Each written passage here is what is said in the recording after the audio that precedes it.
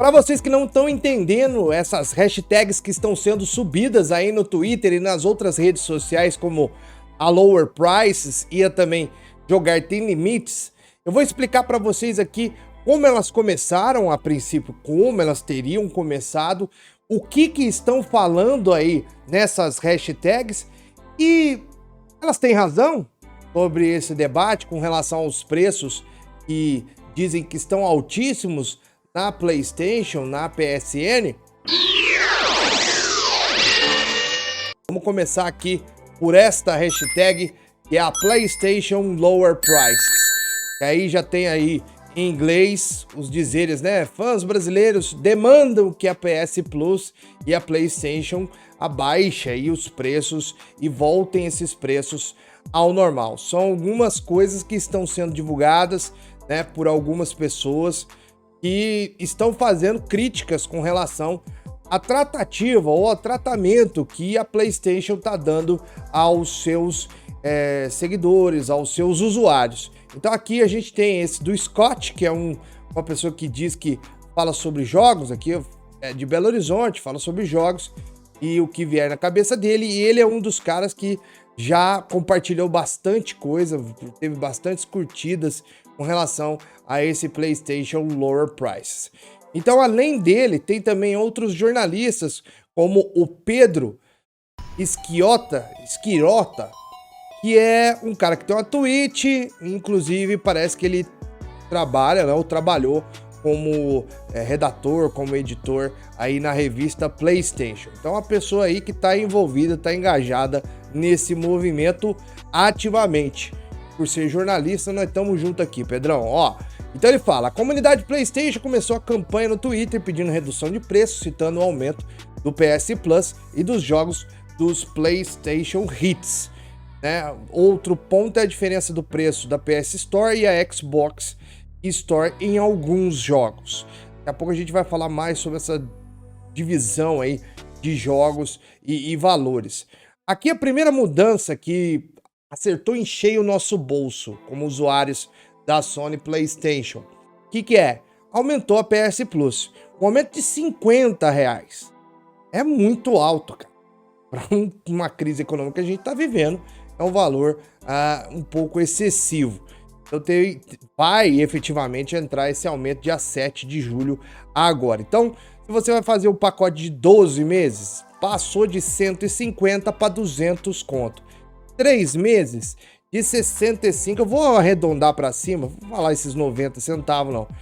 R$65 para R$85 e de um mês de R$26 para R$35.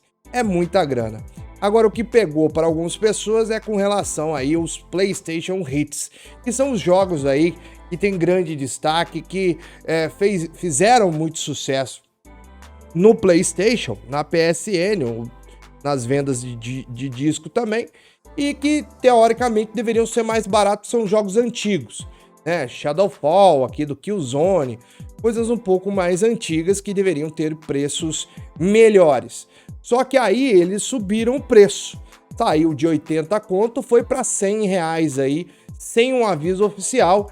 Na loja americana, os jogos do selo custam $20. Vamos falar também sobre o preço do dólar aqui, rapidinho, viu? Então essa é a parada, cara. Tá bem alto pro jogo antigo, tá ligado? E aí ele vai fazendo as comparações aqui, ó. Os aumentos estão relacionados ao dólar, mas existe o ponto que é a diferença de valores em relação à loja da Microsoft. Peguei Spirit Arthur, por exemplo, na PS Store custa R$124,90 e na da Xbox R$57,25. Nas stores americanas, o jogo sai por $30, isso em ambas. Vendo 124 e aqui 55,75. Esse é o valor aqui que o Pedrão trouxe para a gente aqui na Twitter. Bom, aí ele vai falando sobre jogos mais recentes, como Hades, PlayStation 124, Xbox 92,50, o Sekiro 274, Xbox 199, e aí a galerinha vai falando, ó. O problema não é Sony em si, porque o preço tá certo lá fora, é igual conversão é diferente de cada empresa.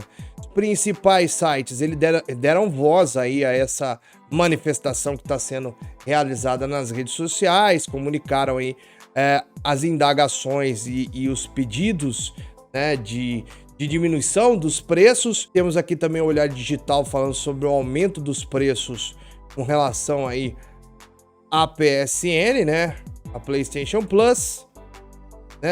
Em comunicado, a Sony diz que os reajustes se devem à atual situação do mercado nacional e permitem que seja entregue um serviço de qualidade para os assinantes. Benefícios seguem os mesmos, como os 3 títulos mensais, sendo 2 para PlayStation 4, 1 para PlayStation 5. Este mês veio uma bosta, na minha opinião, disponibilizado mensalmente, blá. Mas é isso. E aí a gente tem aqui também informações vindas do The Enemy, preço dos jogos. É tudo isso que a gente falou aí com relação à jogatina que tá mais cara, né? Para se ter uma ideia de descontos, em junho de 2020, a Sony chegou a reduzir o valor sugerido dos jogos no selo do Brasil de R$ 79,90 para R$ 59,90 por 2 semanas. Na época, o dólar estava fechando a R$ 5,40 no país. Uma conversão direta no preço norte-americano representaria aí 108 reais. Eu vou mostrar o dólar aqui para vocês, ó, quanto que tá hoje. Aí, ó, 5,5. Então, se tava 5,40 na época, e eles estão falando que o mercado, aqui como vocês podem ver, o mercado diz que a atual situação no mercado nacional, tiveram que fazer esses aumentos. Aí a dúvida que fica é, com essa diminuição que tá ocorrendo, gradativa do valor do dólar, vai ter diminuição também, Sony? É isso que a gente quer saber. E vocês vão voltar ao preço anterior. A expectativa é essa.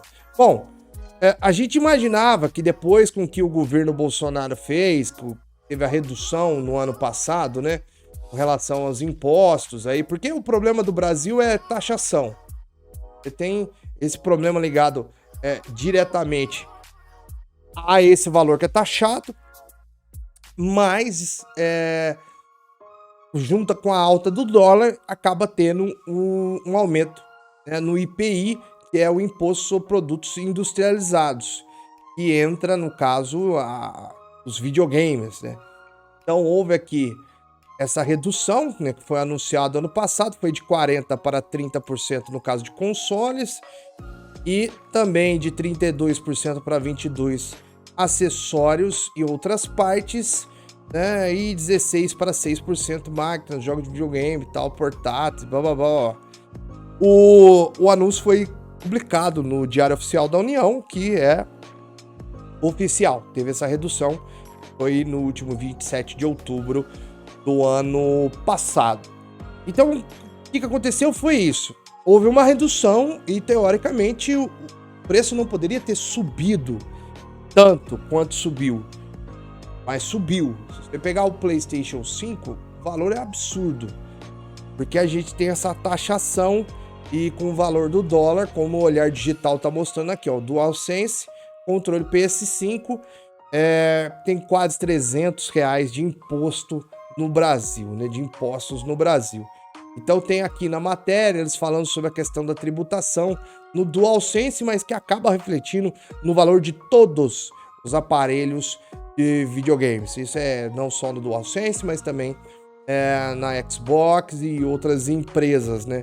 E aí eles falam, ó, segundo as notas fiscais emitidas no varejo por grandes varejistas, cerca de 65% do valor total do PlayStation 5 é composto de impostos. Logo, o produto sem carga tributária chega ao país, deveria ser R$ 151,98, mas acaba sendo repassado por R$300. Em documento expedido pela Amazon, é possível ver aí que o preço do DualSense com as duas novas cores, a Midnight Black, custa R$ 445,55 e tirando ali os 40% de tributos, daria R$ 182,80. O Brasil, querendo ou não, galera, é um dos países que mais taxam e em todos os IPIs. Não é só a questão de aparelhos de videogame, não. É todos os aparelhos. Então aí a gente tem essa questão do próprio videogame. Quase 60% do valor console da Sony aí, representado por imposto. A gente tem uma nota fiscal abaixo aqui, ó, na matéria, que mostra os valores, ó.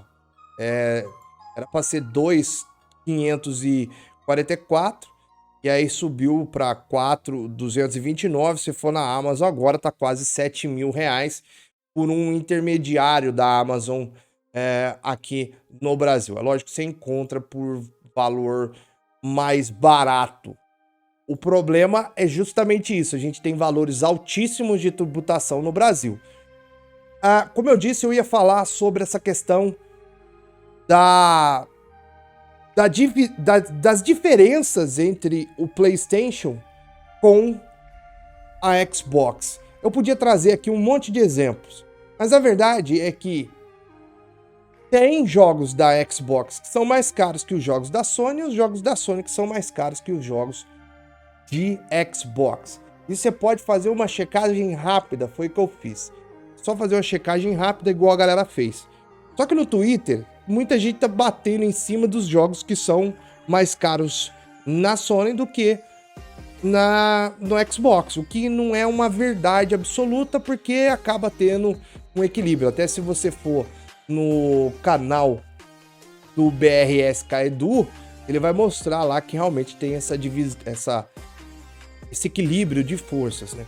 O problema é que quando a gente faz uma equiparação entre o Xbox e o PlayStation, o PlayStation, no caso dos serviços e do valor dos jogos, a Xbox ganha por conta do seu Game Pass. Então a gente tem aí os valores, R$ 44,99 por mês. Primeiro mês você vai pagar 5 conto e vai vir mais de 100 jogos, porrada de coisa. A Xbox, quem assistiu a E3 viu aí que o tanto de jogos, lançamentos que serão aí disponibilizados na Game Pass no dia 1, né, no Day 1, né, no primeiro dia do jogo lançado, que é um absurdo para quem é sonista. E aí tem para PC e aqui o console e tal, né? Então assim, o Ultimate é o que você pode ter PC e videogame, né? Então pro console é 30 conto. É isso. Entendeu? E aí não tem como você comparar isso. Os jogos estão lá na biblioteca. É lógico que eles não ficam eternamente. E se você não pagar, eles vão sumir, assim como tem na PS Plus. Se some, se você para de pagar, você não tem esses jogos mais. Então, nessa questão do custo-benefício, eu acredito que os jogos do Xbox acabam sendo mais baratos por conta desse Game Pass, que te dá desconto em jogos e te permite jogar coisas antes de graça. Por 30 conto por mês é de graça. Então assim, acaba sendo isso. E aí que entra o X da questão da rapaziada que está realmente pé da vida com essa situação relacionada ao PlayStation, à Sony. Por que que a Microsoft consegue fazer promoções nesse sentido e a Sony aumenta os valores? É estratégia de mercado? É opção de negócios? O fato é que isso está prejudicando a gente como gamers, né, como players, porque sai jogo por, sei lá, 350, 400 conto no PlayStation e no Xbox, no Day 1, eles recebem o jogo gratuito. Então, eu acho que a Sony tem que rever esses conceitos, sim, né, urgente, e eu quero saber a opinião de vocês. Deixe nos comentários aqui e participe com a gente do Caducando. O Caducando sempre tá com algumas coisas bem maneiras. E daqui a pouco, às 7h30, a gente vai ter um bate-papo aí com vários gamers amigos meus que tem PlayStation e alguns que tiveram PlayStation e que agora tem um Xbox. Eu não tô querendo vender Xbox, muito pelo contrário, vou continuar na Sony, né, porque eu sou um sonista, eu gosto dos exclusivos que tem na Sony PlayStation.